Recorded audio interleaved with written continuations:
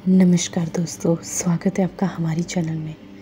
दोस्तों, हम बुक पढ़ रहे थे कुछ ज्योतिर्मय क्षण, जो किताब लिखी थी माँ योग क्रांति ने, जहाँ पे उन्होंने ओशो के साथ बिताए हुए बहुत ही खूबसूरत और यादगार क्षणों को और अनुभवों को इसमें पिरोया है। 10 ज्ञान का भ्रम। रात्रि के सन्नाटे में हम आचार्य श्री के निकट बैठे थे। बाहर घना अंधेरा था, भीतर धीमी सी रोशनी चल रही थी। धूप का धुआं उठ करके वातावरण में सुवास से भर गया था। हम जहाँ बैठे थे ना, वहाँ एक छोटा सा गांव का मंदिर था।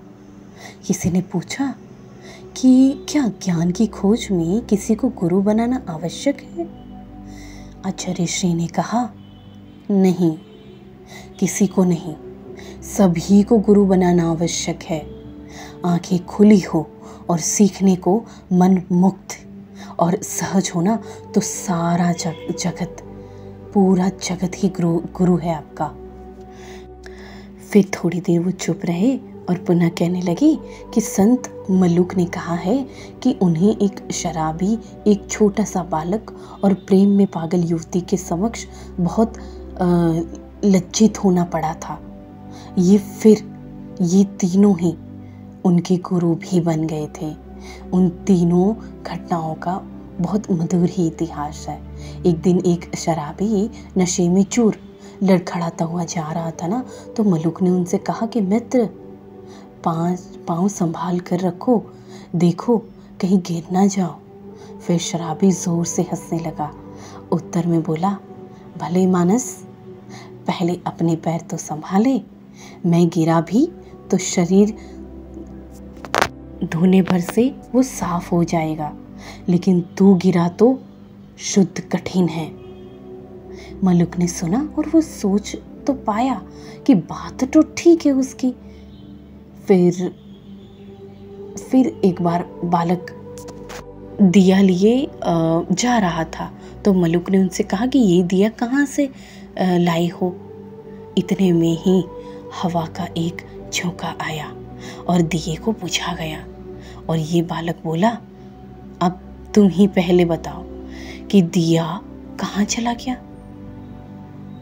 तब मैं बताऊं कि दिया कहाँ से लाया था। मल्लुक ने अपने अज्ञान को जाना और पहचाना और ज्ञान के भ्रम को विदा कर दिया। तीसरी घटना कुछ ऐसी हुई कि एक युवती अपनी प्रेमी को ढूंढती हुई मल्लुक के पास आई थी। उनके वस्त्र अस्त व्यस्त थे और उससे घूंघट भी नहीं निकाला था उसने, और मल्लुक ने उसे इस प्रकार लज्जित देखकर पहले अपने कपड़े को संभाले, मुंह को ढका और फिर कहने लगा कि पहले ये ढक ले, फिर जो कहना है ना वो कहें। मल्लुक ने उसे इस प्रकार लज्जित देखकर फिर वो युवती बोली कि बंधु, मैं प्रभु के हाथों रचे एक प्राणी के प्रेम में मुग्ध होकर बेहोश हो गई हूँ। मुझे अपने देह का भी कुछ भी भान नहीं है और आप मुझे सचेत होने का बोल रहे हैं। मैं ऐसे ही उसे खोजने बाजार में भी निकल जाती हूँ। पर ये कितनी आश्चर्य की बात है कि प्रभु के प्रेम में पागल होकर भी आपको इतनी सुधि है कि आपने ये जान लिया कि मेरा मुख खुला हुआ है, ढका नहीं, मेरे वस्त्र ढके हुए नहीं हैं, सुव्यवस्थित हैं या नहीं हैं। प्रभु में लगी दृष्टि क्या ये सब भी जान सकती है?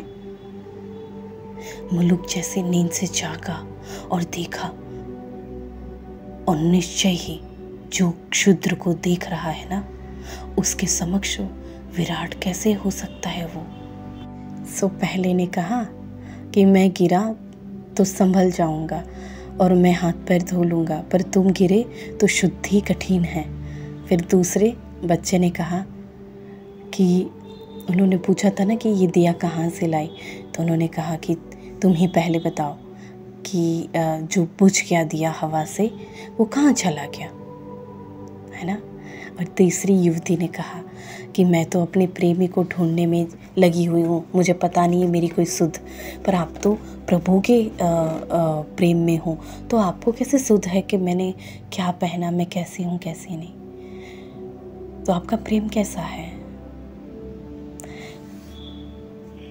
सो इसी के साथ ही 10वां भाग भी ख़त्म हुआ। 11वां है, जीवन एक अवसर है। हम रेत पर बैठे थे और ग्रीष्म की रात थी, ठंडी रात थी, रोशनी से पूरी घिरी हुई रात थी। बैठे बैठे हम सब रेत पर लकीरें खींचने लगे थे। तब आचार्य श्री ने कहा, कितने लोग हैं जो अपना जीवन रेत पर खींची हुई लकीरों में गवा देते हैं। हमने सुना तो हमारे हाथ रुक गए थे। वे हंसने लगे और कहा, इतनी शीघ्र ना सुनता कोई मनुष्य और नहीं रुकता है कोई मनुष्य। मनुष्य से अधिक कौन है? और स्वयं को ही स्वयं के विपरीत जाने से रोकने में भी मनुष्य बहुत असमर्थ है। फिर वे चांद को देख रहे थे और बोले, जीवन अनंत आलोक, आनंद और अमृत को पाने के लिए एक अवसर है, लेकिन हम उसे समय की रेत पर लकीरें खींचने में ही व्यस्त कर देते हैं। ये खेल बहुत महंगा है और बहुत श्रम से हम जो लकीरें खींच भी पाते हैं, वे हमारे उठते उठते ही रौंद भी जाती है और आंधियाँ उन स्थानों पर पुनः साफ हो जाती है, ताकि दूसरे को अपनी लकीरें खींचने के लिए स्थान मिल सके। जिन स्थानों पर तुमने लकीरें खींची हैं और हस्ताक्षर किए हैं ना, उन स्थानों पर अनंत लोगों ने अपने हस्ताक्षर किए हैं। और खेल बहुत सनातन है, और जो लोग इस खेल को निंद्रा से जागते हैं ना, इस खेल की निंद्रा से जागते हैं, वे ही केवल विजेता घोषित होते हैं। जो खेलते ही रहते हैं वे हारते चले जाते हैं, और जो जागते हैं और रुक जाते हैं वो जीत जाते हैं। मुझे इतने ध्यान से और प्रेमपूर्ण तरीके से सुनने के लिए धन्यवाद।